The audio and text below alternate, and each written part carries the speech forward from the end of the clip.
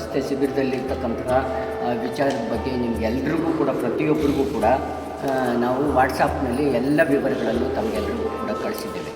ಯಾವುದೇ ಸಂದರ್ಭದಲ್ಲಾದರೂ ಬಂದರೂ ಕೂಡ ಒಂದು ಶಾಂತಿ, ಮನಸ್ಸಿಗೆ ನೆಮ್ಮದಿ, ಆಮೇಲೆ ನಂತರದಲ್ಲಿ ನಮಗೆ ಏನೋ ಒಂದು ರೀತಿಯಾದಂತಹ ಒಂದು ಶಕ್ತಿಯ ಒಂದು ಸಾಮರ್ಥ್ಯ ನಮ್ಮಲ್ಲಿ ಉದ್ಭವ ಆಗ್ತದೆ.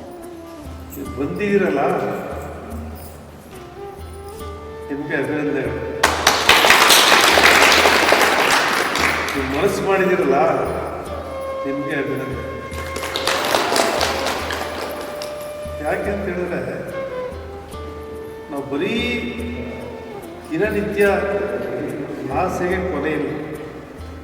ಆಯುರ್ವೇದ, ಆಧ್ಯಾತ್ಮಿಕ, ಯೋಗ ಇವೆಲ್ಲವೂ ಕೂಡ ಮನಸ್ಸಿನಲ್ಲಿರ್ತಕ್ಕಂಥ ಎಲ್ಲ ಕೊಳೆಯನ್ನು ತೊಳೆಯುತ್ತೆ, ಕೊಚ್ಕೊಂಡು ಹೋಗುತ್ತೆ, ಮಾನಸಿಕ ನೆಮ್ಮದಿ ಸಿಗುತ್ತೆ.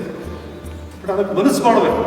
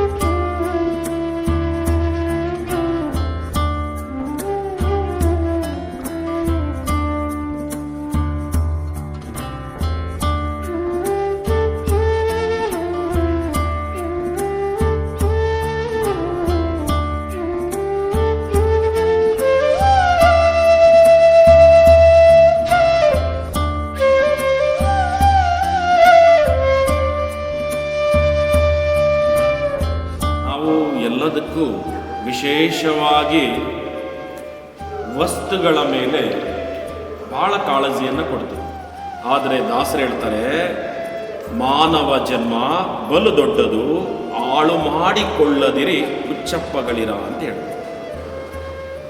ಈ ಶರೀರವನ್ನು, ಈ ದೇಹವನ್ನು ಜಗತ್ತಿನೊಳಗೆ ಯಾರಾದರೂ 100 ಅಲ್ಲ 500 ಅಲ್ಲ 1000 ಕೋಟಿ ಕೊಟ್ಟರು ಮಾಡಿಕೊಡ್ಲಿಕ್ಕೆ ಯಾರಾದರೂ ಇದ್ದಾರಾ? ಶರೀರಕ್ಕೆ ಏನು ಬೇಕಾಗಿದೆಯಪ್ಪ ಅನ್ನೋದು ನಮ್ಮೆಲ್ಲರಿಗೂ ಗೊತ್ತಿದೆ. ನಾವು ಗೊತ್ತಿದ್ರೂ ಏನಾಗ್ಬಿಟ್ಟಿದೆ ಅಂತಂದರೆ ಭ್ರಮೇಲಿ ಕಾಲ ಕಳೀತಾ ಇದೆ.